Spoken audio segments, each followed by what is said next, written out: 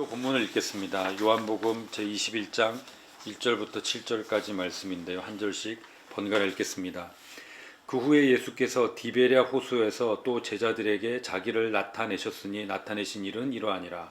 시몬 베드로와 디도모라 하는 도마와 갈릴리 가나 사람 나다나엘과 세베대의 아들들과 또 다른 제자들이 함께 있더니 시몬 베드로가 나는 물고기 잡으러 가노라 하니 그들이 우리도 함께 가겠다 하고 나가서 배에 올랐으나 그날 밤에 아무것도 잡지 못하였더니 날새어 갈 때 예수께서 바닷가에 서셨으나 제자들이 예수이신 줄 알지 못하니라. 예수께서 이르시되 얘들아 너희에게 고기가 있느냐 대답하되 없나이다.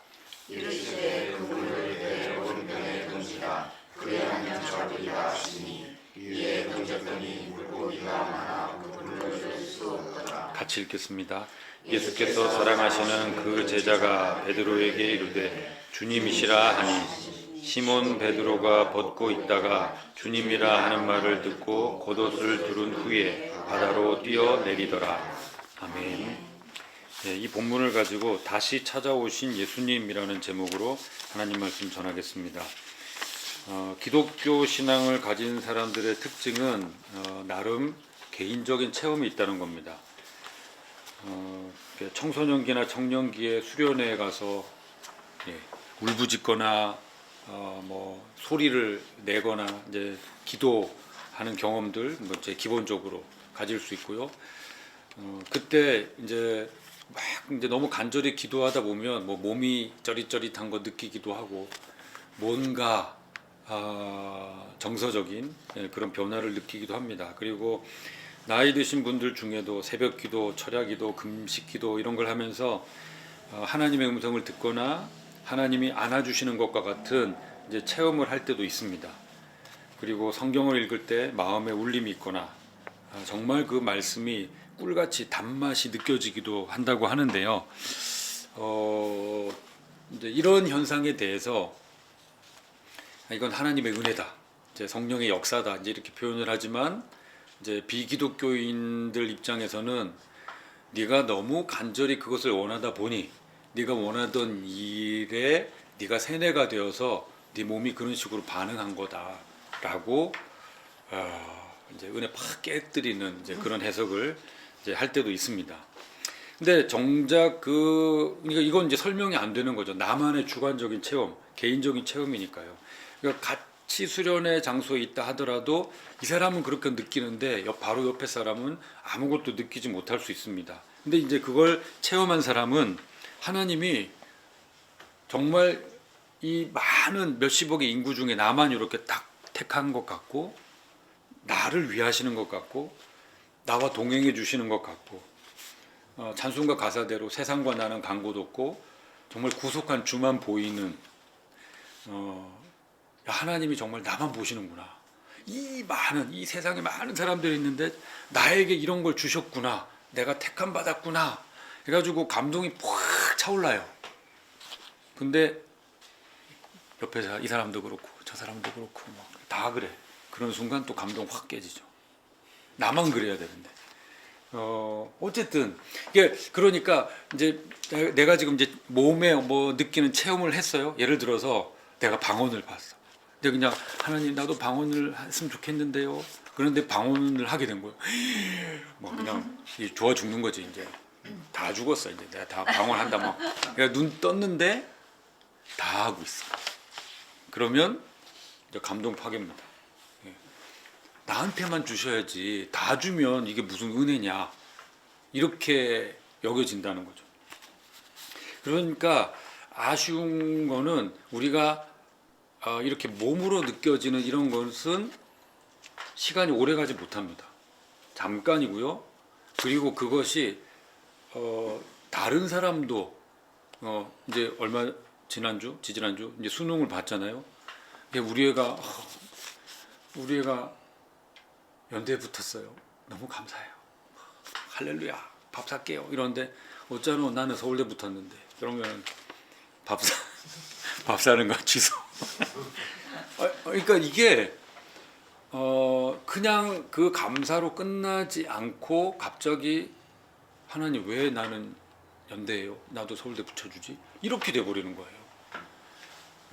이게 우리의 체험이라는 겁니다. 이게 체험의 맹점이라는 거죠. 그러니까 그게 다 깨지는 순간 하나님이 나를 보셨다, 나와 함께 하신다, 이것까지도 싹 사라지고 오히려 신앙의 슬럼프로 빠지게 됩니다. 너무 이상한 일이죠. 방금 전에까지 그것 때문에 하나님이 나를 막 이렇게 했다가 오히려 그게 신앙의 슬럼프로 빠지게 만드는 원인이 돼요. 그러고는 세상과 벗하고 밋밋한 삶을 살면서 괴로워합니다.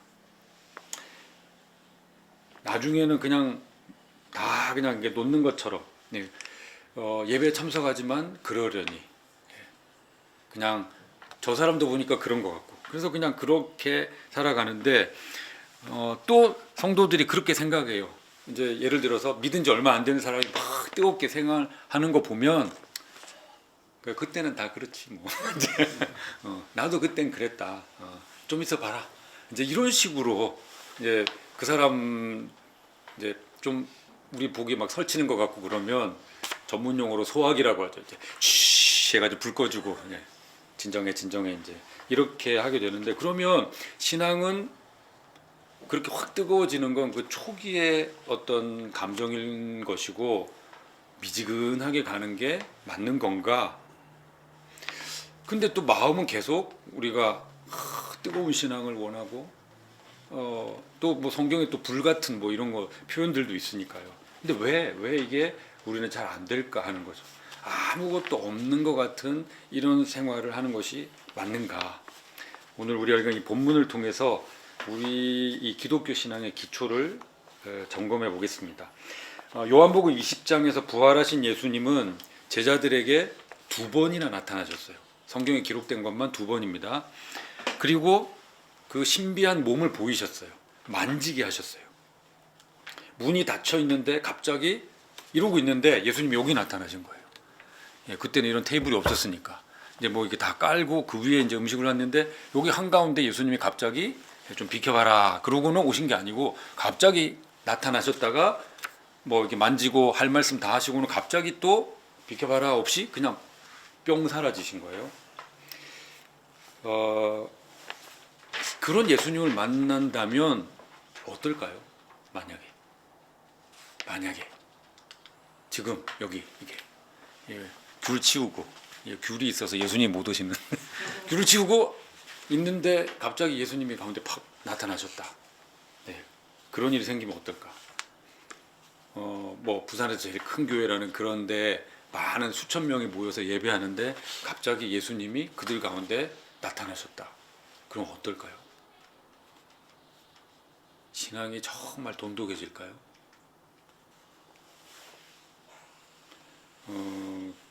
그냥 물론 그때는 우와 뭐 그냥 박수치고 자 예수님 오셨습니다. 박수로 맞아주시기 바랍니다. 하고 박수치고 당신은 사랑받기 위해 태어난 사람 축복성도 하고 그러고 예수님 하고 뿅 사라졌으면 나 오늘 예수님 봤다. 뭐 이제 SNS 난리 나겠죠.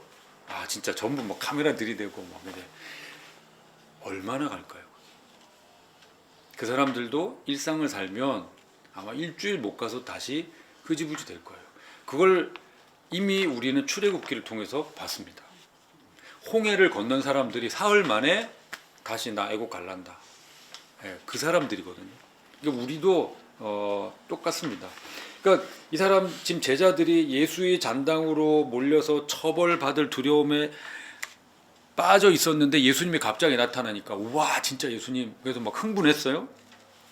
도마는 나의 주 나의 하나님이라고 정말 예전에 베드로가 했던 고백과 같은 놀라운 고백을 했습니다. 그런데 아무 일도 일어나지 않는 거예요. 예수님이 나타났다는 그 사건은 있고 도마가 만져보고 손가락 넣어보고 하는 그런 체험도 있고 그런데 아무 일이 일어나지 않아요. 그들은 뻔한 일상을 살고 상황은 여전히 예수의 잔당을 처치하세 뭐 이제 이런 분위기가 있으니까 이 사람들이 어찌할 바를 몰라요. 그리고 이 사람들의 선택이 뭐냐면 지금 예루살렘 거기가 이제 이 위협적인 분위기니까 그냥 다 떠나는 겁니다. 갈릴리로. 일종의 도피죠. 그리고 생업으로 돌아가는 거예요. 여기 보면 이제 배경이 디베리아 호수라고 나옵니다. 좀 헷갈리죠. 우리에게 익숙한 이름은 갈릴리 바다, 갈릴리 호수. 바다가 아니죠. 이스라엘 사람 히브리어, 그러니까 이스라엘 사람들 입장에서는 물이 조금 많으면 바다예요. 그래서 성전에 원래 정결 예식하는 씻는 것 있지 않습니까? 솔로몬 성전에서는 소가 이렇게 여기 3마리, 여기 3마리, 여기 3마리, 여기 3마리 이렇게 소상을 만들어서 그 소들이 다 머리가 바깥쪽으로 향하게 이렇게 소 3마리, 3마리 이렇게 해가지고 그 위에다가 둥근 노수로 이렇게 된 보울 같은 걸 이렇게 만들었어요. 그게 정결 예식하는 성전 앞에서 이렇게 씻도록 하는 것이거든요. 그거 이름이 뭐냐면 뭐겠습니까? 바다예요. 예. 이게 성경을 다시 보세요. 그것도 바다라고 그래요. 예. 노수로 만든 바다. 예. 이만한데 물이 많이 모였다. 그것도 바다예요. 그러니까 이 사람들의 성향은 흐르는 강. 예. 사실 요단강도 우리 시각으로 보면 개울이거든요. 예. 근데 걔네 그 사람들은 강. 예. 물이 요만큼 있는데 이 물을 뭐라 할까요? 바다. 예. 그러니까 갈릴리는 여기서 보면은 저기까지 다 보여요. 그냥 그냥 엄청 가깝거든요. 그런데도 거기가 그냥 바다예요. 사실은 호수입니다. 호수. 예. 사이즈가 소양호 비슷하려나? 하여튼 그 정도밖에 안 되는데. 예. 백두산 천지 비슷해 보이던데. 아 맞습니다. 천지가 둘레가 몇 킬로인지 제법 크거든요. 18킬로인지 둘레가 엄청 넓은데 갈릴리 호수도 한 그 정도밖에 얼마 안 돼요. 갈릴리 호수 둘레가. 예. 그런데 이 갈릴리라는 단어의 뜻이 뭐냐면 고리라는 뜻입니다. 고리. 이런 고리.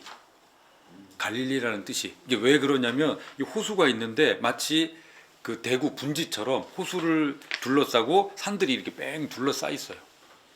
예. 그러니까 호수 옆에 이게 평지가 있는 게 아니고 호수 옆에 진짜 댐으로 막아서 이렇게 소양호가 전부 산 속에 호수만 갑자기 덜렁 있잖아요. 그런 것처럼 원래는 그런 물이 있으면 옆에 평야가 있어야 되는데 그게 아니고 바로 옆에 산이 쭉 둘러싸 있어요. 그래서 이렇게 호수 옆에 산지로 이렇게 고리처럼 둘러싸 있다. 그래서 거기 이제 갈릴리라고 하는데 여기를 디베리아 호수라고 하는 건 또 하나 더 언급할 건 구약에서는 이곳을 갈릴리라고 얘기한 적이 한 번도 없습니다.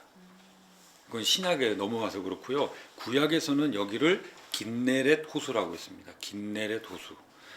왜 그랬냐면 긴네렛은 하프라는 뜻이에요. 하프라는 뜻인데 갈릴리 바다 생긴 게 이래가지고 이렇게 생겼어요. 하프 모양으로. 예, 이게 여기가 뚝 떨어지고 여기는 이런 식으로.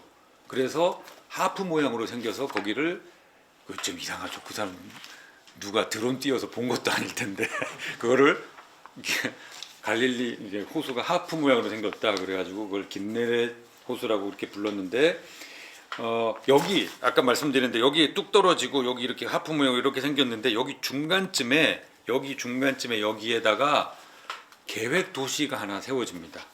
헤롯이 로마한테 잘 보이기 위해서 티베리우스 황제의 이름을 딴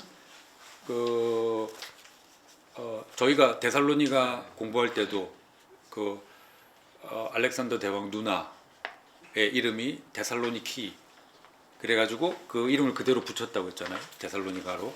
그런 것처럼 여기도 티베리우스 황제의 이름을 그대로 붙인 거예요. 그래서 티베리아스라는 이름 지금도 있습니다. 지금도 그 도시 이름은 티베리아스예요. 예. 그래서 지금까지도 이제 오고 있는데요. 지금 이제 그리로 간 겁니다. 그러니까 제자들이 지금 여기에 몇 명이 나오냐면 베드로, 도마, 나다나엘, 세베대의 아들들 그러니까 야고보, 요한 그리고 또 다른 이름 없는 제자 둘 이렇게 7명이 원래 예수님이 처음 제자들을 부를 때 베드로, 그 다음에 안드레, 그리고 세베대의 아들 둘, 이 정도였는데 지금은 원래 전직 어부가 아닌 사람들도 전부 여기 가 있어요. 지금 이제 정체성 상실에 지금 멘붕 온 거예요. 그래가지고 베드로가 아까 봤잖아요. 뭐 할래? 우리 웃잖아. 난 고기 잡으러 갈란다. 그러니까 나도 간다. 그러면 우 따라가서 갑자기 이 사람들의 직업이 우 어부가 돼버린 거죠. 예. 함께 물고기를 잡았는데 밤새 아무것도 잡지 못했다고 했습니다. 이걸 통해서 알 수 있는 거죠. 이들은 부활하신 예수님을 만났어요. 만졌어요. 손가락도 넣어봤어요. 고백도 했어요. 나의 주, 나의 하나님이십니다. 그런데 이 사람들이 할 수 있는 일이 아무것도 없어요. 체험 자체는 아무것도 할 수 없어요. 아무런 일이 일어나지 않아요. 12명이 다 뭉쳤잖아요. 예수님 만났잖아요. 만졌잖아요. 고백했잖아요. 근데 아무 일이 일어나지 않아요. 그런 그들 앞에 새벽에 예수님이 바닷가에 서셨습니다. 이게 기독교 신앙의 핵심입니다. 기독교 신앙 핵심 중에 하나. 그게 뭐냐? 사람은 무능력해요. 심지어 예수님 보고 그 기적을 체험해도 아무것도 못합니다. 심지어 하나님께 나아갈 수도 없어요. 근데 예수님이 찾아오셨다는 거죠. 예수님이 오셨다. 처음에 그 제자들을 부르실 때도 예수님이 오셨죠. 그 요한복음 시작하면서 그때 말씀드렸어요. 베드로가 세례 요한의 소개로 야, 저 세상 죄를 지고 가는 어린 양이다. 그래가지고 따라가서 넌 개발할 거다. 이름 받았잖아요. 그런데 아무 일이 없어서 그때도 똑같이 다시 또 물고기 잡으러 왔죠. 예수님이 찾아오셨던, 그거 말씀드렸습니다. 근데 여기에서도 예수님이 다시 오셨어요. 근데 제자들이 어두워서 알아보지 못했습니다. 근데 그 성경에서 어둡다 그랬을 때 그냥 깜깜하게만 해서가 아니라 일종의 중의법입니다. 그들이 영적으로 어두웠기 때문에 보지 못한 거죠. 예수님이, 그러니까 이게 너무 이상하지 않아요? 예수님의 음성을 그들과 숙식을 같이 했어요. 3년 반 동안 같이 지냈다고요. 예수님이 물었어요. 너희가 물고기를 잡았느냐? 그럼 못 알아듣겠습니까? 아무리 어두워도. 그렇지 않나요? 못 알아들 것 같다고요? 파도 소리가 심했어요. 성경에 보면 좀 희한한 게 성경에 보면 뭐라고 나오냐면 바다로 한 100m 정도 들어간 거리예요. 100m 정도 떨어졌는데 예수님이 물고기를 좀 잡았느냐? 제자들이 귀가 상당히 아니 한번 생각해 보세요. 여기서 100m 떨어졌는데 바다가 없어도 그냥 맨 땅이라도 소리가 전달되기 힘들 것 같은데 바다로 100m가 들어간 곳인데 그 갈릴리 바다는 새벽에 마치 거기가 거울 같습니다. 파도가 없어요. 정말 희한해요. 그건 어떻게 말로 할 수가 없어요. 제가 새벽에 갈릴리 바다 보면서 좀 경이로움을 느꼈습니다. 그거 정말 진짜 같이 가서 한번 보고 싶은 생각이 있어요. 우리 회사 다 잘릴 각오 하시고 한번 시간 내서 그 장면은 전 진짜 보여드리고 싶어요. 유리 같아요. 거울처럼 이게 아무것도 없는 그게 너무 신기해요. 근데 그 바다가 오후가 되면 이게 이런 배가 갈 수 없는 그런 파도가 생겨요. 거기서 윈드 서핑을 해요. 그 정도로 막 이게 파도가 치는데 그러니까 그 주변에 고리처럼 싸고 있는 그 산에서 내려오는 바람이 그런 작용들을 한다고 그러는데 하여튼 그렇습니다. 근데 예수님이 또 그러니까 예수님이 부활하셔서 이게 무슨 그런 능력이 생긴 건지 모르겠는데 100m 떨어진 땅에서 얘들아 물고기를 잡았느냐? 그러니까 이 사람들이 생생하게 들어서 못 잡았습니다. 대답을 하고 예수님 뭐라고 그러셨냐면 그물을 배 오른편에 던져라 말씀하셨어요. 이거 어디서 본 것 같지 않습니까? 예, 어디서 본 것 같은 이 느낌. 누가복음 5장에서 똑같아요. 예수님이 베드로의 배에 오르셔서 육지에서 조금 떨어져서 무리에게 말씀을 가르친 다음에 베드로에게 뭐라고 말씀하셨냐면 거기에서는 깊은 데로 가서 그물을 던져라 그렇게 말씀하셨어요. 이게 다른 점이죠. 그때는 처음 제자를 부를 때는 깊은 데로 가서 그물을 던져라. 지금 부활하신 후에는 오른편에 그물을 던져라. 그때 하룻밤 허탕 똑같죠. 하룻밤 허탕 치고 이 사람들이 뭐 했냐면 새벽에 와서 어구를 다 정리했어요. 다 접었어요. 그런데 아침 일찍 예수님이 배를 조금 띄우고 거기에 가서 배 위에 올라서 말씀을 전하시고 배 위에 내린 다음에 베드로를 다시 명령한 거예요. 지금 낮인데 깊은 데로 가서 다시 그물 내려라. 여러분들이 어부 같으면 이 얘기 듣겠습니까? 난 지금 오늘 밤에도 나가야 되는데 어구 정리 끝났는데 왜 다시 나가라고. 근데 베드로는 우리는 그냥은 못할 거예요. 근데 베드로에게는 사연이 있죠. 찾아갔는데 개바라 하리라. 얘기했잖아요. 근데 개바라고 이름만 받고 내뺀 거죠. 그렇게 와 있는 상황에서 예수님이 일부러 찾아와가지고 베드로에게 요구하셨으니까 베드로는 아주 그러니까 남들이 공유할 수 없는 공감할 수 없는 베드로만의 독특한 심정적인 사연이 있었던 겁니다. 그래서 베드로는 물고기를 많이 잡았을 때 못 잡은 어부가 물고기를 많이 잡았다 그러면은 기분이 어때야 될까요? 좋아야 되죠. 그런데 베드로는 그때 뭐라 그랬냐면 무릎을 꿇고 나는 죄인이로소이다 떠나십시오 그랬어요. 이제 베드로 속에 있었던 그런데 예수님은 이제 사람 낚는 어부가 되게 하겠다 그러고는 예수님의 제자가 된 거였는데 누가복음 5장에 딱 이 장면이 있어요. 근데 지금 여기에서 그 장면을 예수님이 다시 끌어오신 거예요. 오른편에 그물 던져라.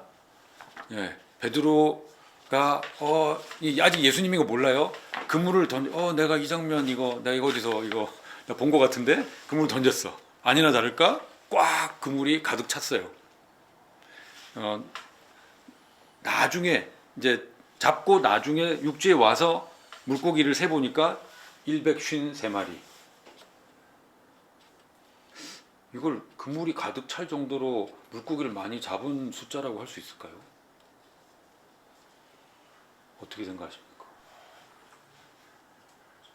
그 갈릴리 호수에 있는 베드로 고기라는 게 있거든요. 거기 제일 많은 고기라고 베드로 고기라는 게 요만합니다. 요거보다 조금 더 클려나 몸이. 예. 그러니까 A4지 안에 지느러미하고 주둥이하고 다 들어가요. 요 안에. 예. 요만하거든요. 153마리 잡으면은 그렇게 그물이 찢어질 정도로 예. 그러면은 지금 그물이라는 게 우리가 생각하는 막 다 끌어모아 하는 정도의 그물이 아니고 지금부터 2000년 전이니까 그 그물이라는 크기가 뭐 그렇지 않았다는 거죠. 잡은 게 153마리 153 뭐 생각나시는 거 없으세요? 모나미 불펜에 예 153 적혀 있잖아요. 여기서 온 겁니다. 예. 그러니까 딱 많이 잡고 나선 제자들이 다 생각한 거죠. 나 이거 어디서 본 것 같아. 나 이거 어디서 그제서야 제자들이 눈치를 챘어요. 사랑하시는 제자. 이게 이제 그 요한복음의 저자인 사도 요한이라고 말씀드렸습니다.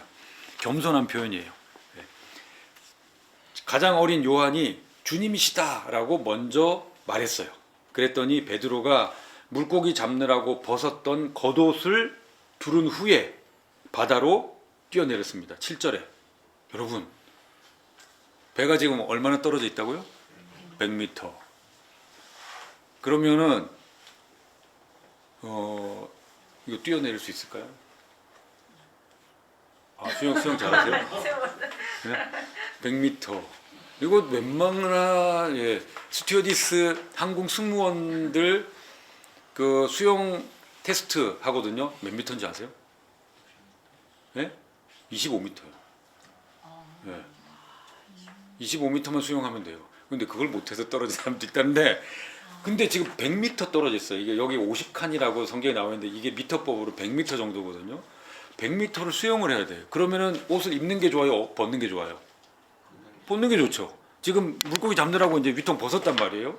그런데 예수님이다라는 얘기를 듣고 이제 예의를 차려야 돼. 그럼 이때 당시에 겉옷은 주로 어떻게 입는 걸까?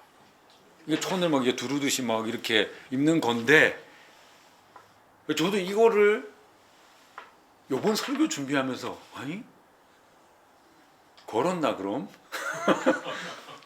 왜냐하면 지금 이게 지금 예수님 옛날에 그 장면이잖아.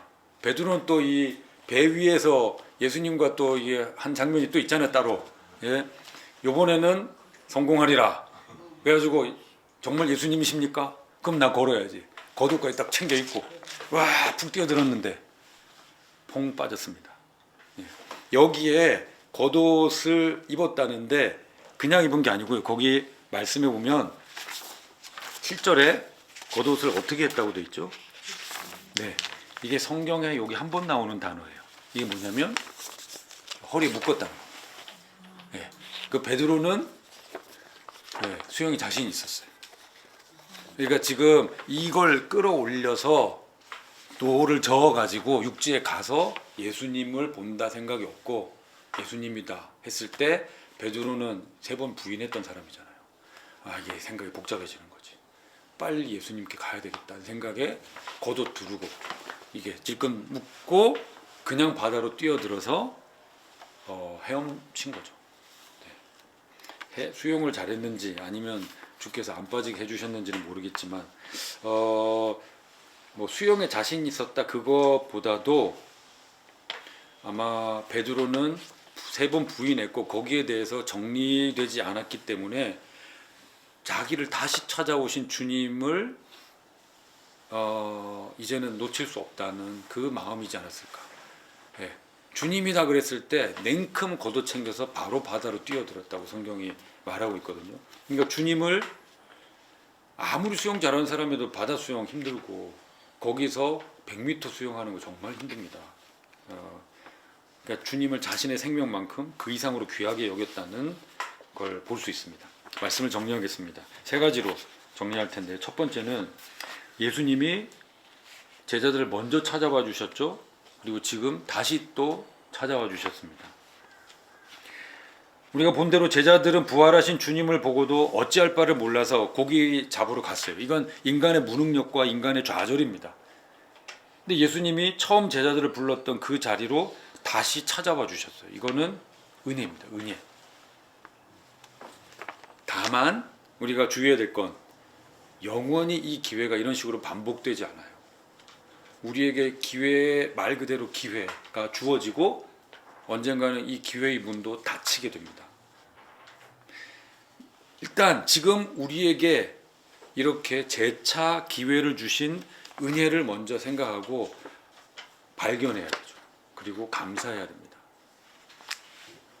우리에게는 어떤 기회를 주셨을까? 우리에게는 어떤 기회를 주셨을까? 한번 돌아보시면 좋겠어요. 하나님이 내게 주신 기회는 무엇일까? 오늘은 아니면 뭐 지난 한 달간 동안 아니면 올 한 해 하나님께서 나에게 어떤 기회를 주셨는가? 두 번째는 그렇게 다가오셔서는 뭔가 떠올릴 만한 말씀이나 상황을 만들어 주신다는 거예요. 아마 이런 경험들이 한두 번쯤은 있으실 거예요. 이거 내가 예전에 한번 내가 이거 아는 말씀인데 내가 이거 한번 겪고 봤었는데 그때 내가 이렇게 해서 실패했었는데 뭐가 안 됐는데 그때 내가 이렇게 못해서 아쉬웠는데 이런 게 뭐가 확 떠올려지는 그런 상황이 우리에게 와요. 저는 이게 우리가 어떤 사람인지, 어떤 존재인지, 어떤 기질이 있는지 아시는 예수님의 배려라고 생각합니다. 우리가 다 그런 게 있잖아요. 전에는 이렇게 그 순간을 보냈기 때문에 내가 그때 왜 그랬을까? 좀 이렇게 이런 식으로 하면 좋았을 텐데 하는 그 아쉬움이 있는데 그 비슷한 상황을 또 이렇게 싹 만들어 주세요. 그럼 어떻게 해야 돼요? 그걸 그냥 속상해서 생각했던 그 전에 내가 해서 실패했던 그게 아니라 이제는 내가 계속 그려왔던 그걸로 여유 있게 그걸 탁 하고 싶겠죠. 놓치지 않고 싶겠죠. 그래서 다시 그 기회를 주신다고 생각해요. 저는 이런 생각했거든요. 처음엔 어렸을 때는 이게 학생 어렸을 때임에도 불구하고 이거 내가 더 어렸을 때 한번 겪어본 것 같은 상황인데 이런 생각을 했어요.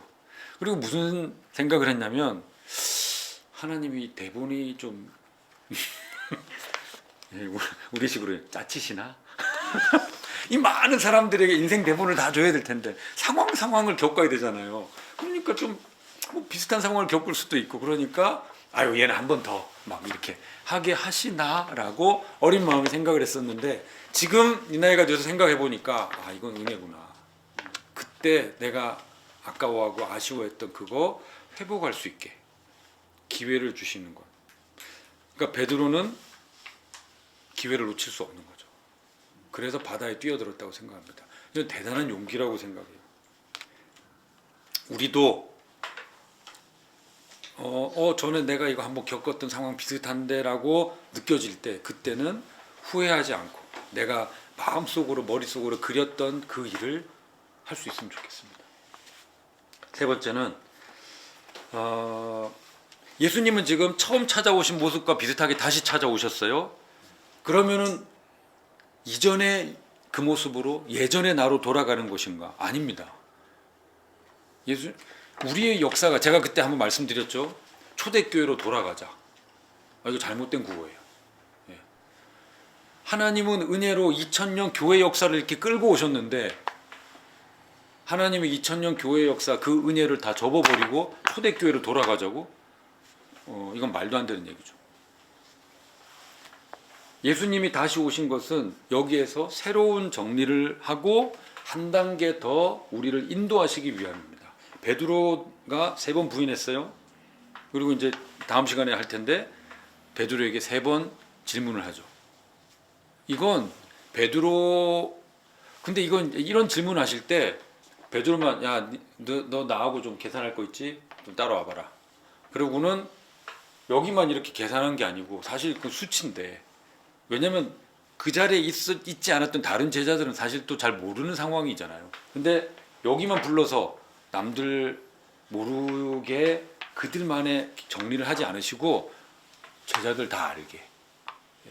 그럼 제자들도 이 부분에 대해서는 인정하고 같이 베드로가 할 수 있도록. 그러니까 이게 뭐냐면 3번 부인했어요.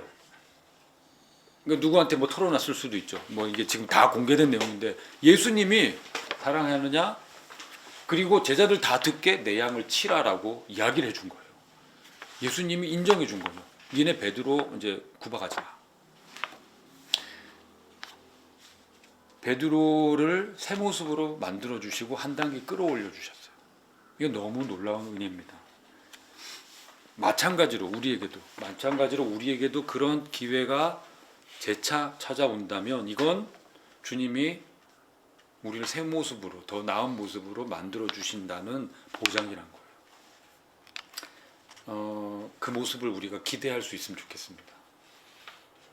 3가지였어요. 다시 찾아오신 은혜를 감사하자. 기회가 주어졌을 때 놓치지 말고 주님께 맡기고 마치 물에 베드로가 뛰어들듯이 그렇게 나를 던지듯이 주님께 맡기자. 그리고 변화될 내 모습을 기대하자. 이런 일들이 우리 속에 있기를 예수님의 이름으로 축원합니다.